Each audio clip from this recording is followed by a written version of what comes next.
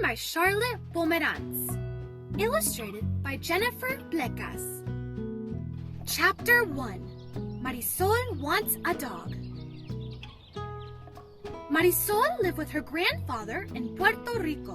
Their home was in a little village on the side of a hill. There was a big mango tree in the yard and mountains all around. Below was the warm blue sea. Their neighbor up the hill was Doña Elvira. She owned a little colmado where they bought their groceries. Their neighbor down the hill was a fisherman named Nando. Sometimes in the early morning, Marisol went fishing with him. There were many dogs on the hill. They were strays. No one owned or took care of them. Marisol had always wanted a dog, but grandfather said they had fleas and ticks and who knows what. Whenever a dog came into the yard, grandfather chased it away. "Vete!" he yelled. "Scram!"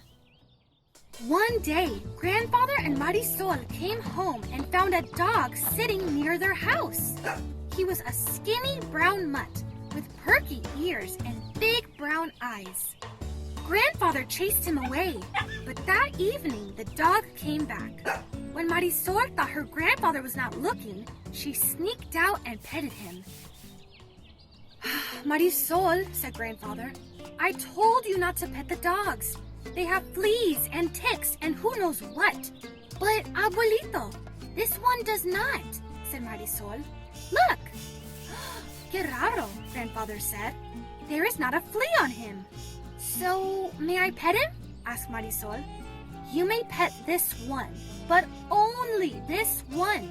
And don't feed him a thing." "Entiendes?" said grandfather. "Once you feed a stray dog, he never goes away."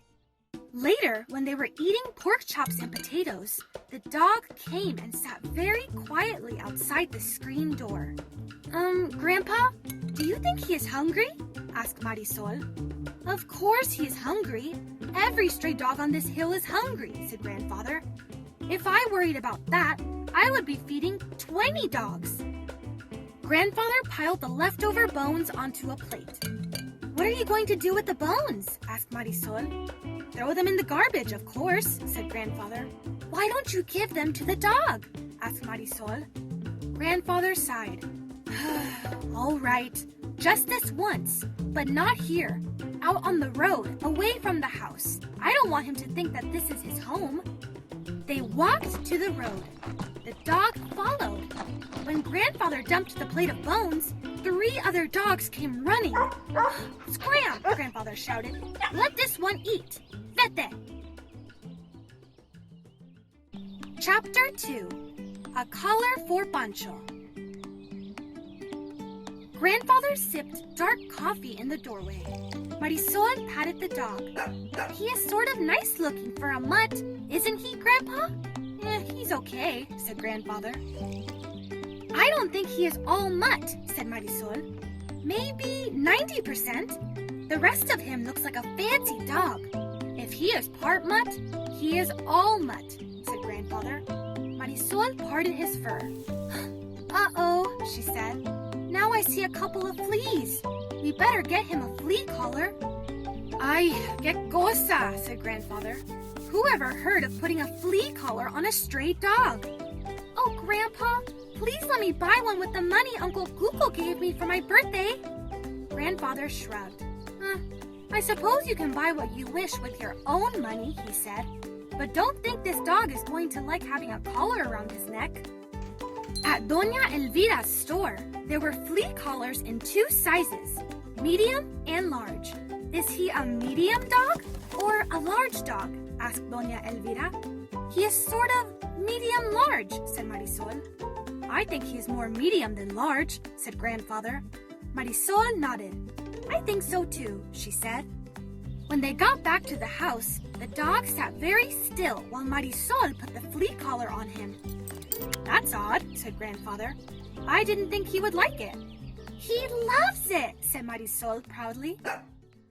At bedtime, Marisol said, "The dog is in the yard, abuelito. Is it okay if he sleeps there?" I don't see any way to stop him, said Grandfather. There is a full moon, so he will not be in the dark, said Marisol. And when it rains, he can keep dry under the mango tree. Uh-huh, said Grandfather. Grandpa, he's asleep, said Marisol. I guess he feels at home, said Grandfather. Marisol's eyes brightened. At home? I didn't say this was his home. I just said he feels at home. Now go to bed, said Grandfather. Grandpa, Marisol called, you forgot to kiss me goodnight. Marisol heard the floor creak as Grandfather got up and crossed the room in his bare feet. Sleep well, Mari, he said. Marisol smiled. That is what I said when I said goodnight to Boncho. Boncho? Said Grandfather. Who is Boncho? My dog, said Marisol. I named him Boncho. Chapter 3. The Search. At supper the next day, they had stew. There were no leftovers. Marisol did not say anything, but Grandfather could see she was unhappy. Give him a little chopped meat from the refrigerator, he said. Does chopped meat cost a lot? Asked Marisol. It costs plenty, said Grandfather. Maybe we should get him some dry dog food, said Marisol. I certainly cannot afford to feed him chopped meat, said Grandfather. When they returned from the colmado later that evening, Grandfather carried the groceries. Marisol carried a bag of dog food, but Boncho was not there. He was not there when Marisol woke up the next morning, nor the morning after that. Don't worry, said Grandfather. If anything happened to Boncho, Nando or Doña Elvira would tell us. Marisol ran to talk to Nando before he went fishing. Nando, have you seen Boncho? Asked Marisol. He hasn't been home for 2 days and 2 nights. Said Nando. He has probably found a female dog that he likes.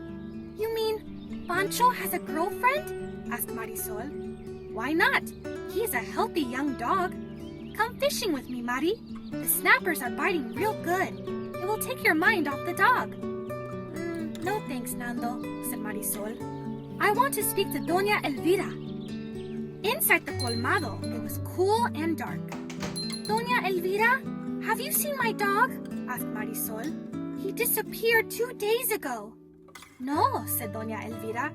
I have not seen him, and I always notice Boncho.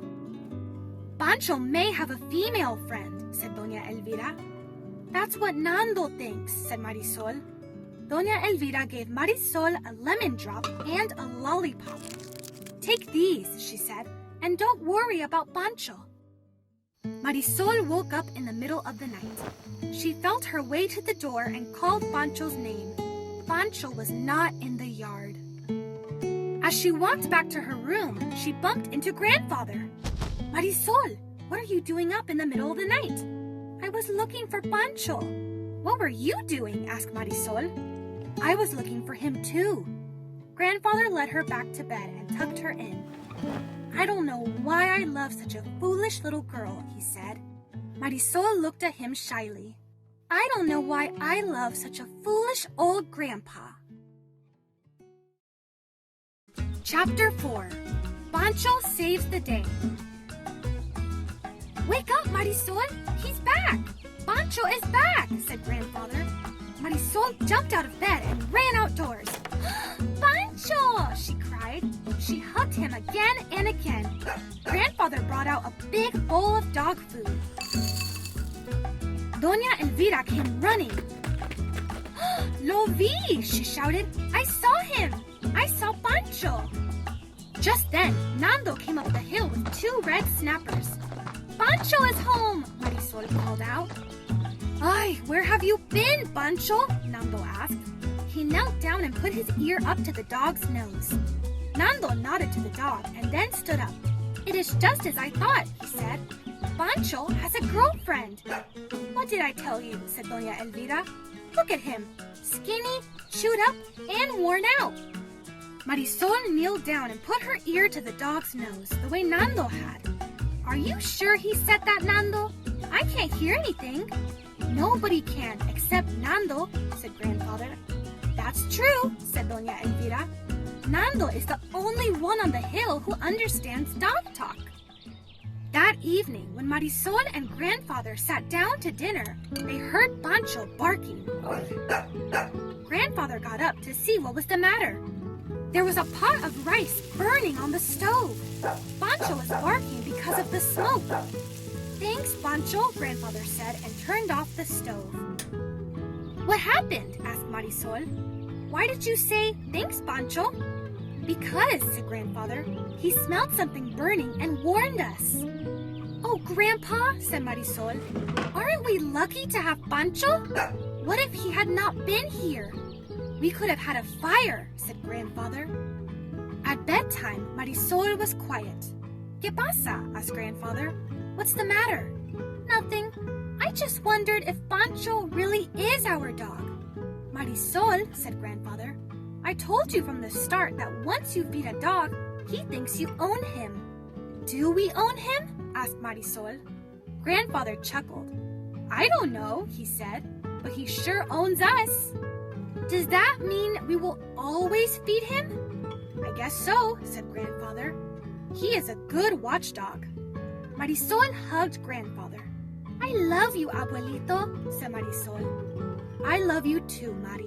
But remember, Boncho is an outside dog, and he will always be an outside dog. Of course, said Marisol. I have always wanted an outside dog.